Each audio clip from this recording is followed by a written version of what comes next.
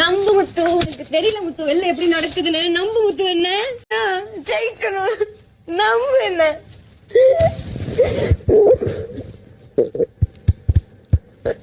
டீமா இருக்கும்போது நிறைய பிளே பண்ண முத்து, கம்மி ஆகாத, விளையாடு, தைரியமா இருக்கு. அல்லாத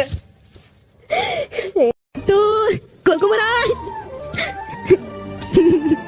இந்த வீட்டுல வந்து கிடைச்ச முதல்ல வந்து நீனு என் கப்ப யாருக்கு கொடுப்பேன்னு கேட்டா நான் உனக்கு கொடுத்துருவேன்.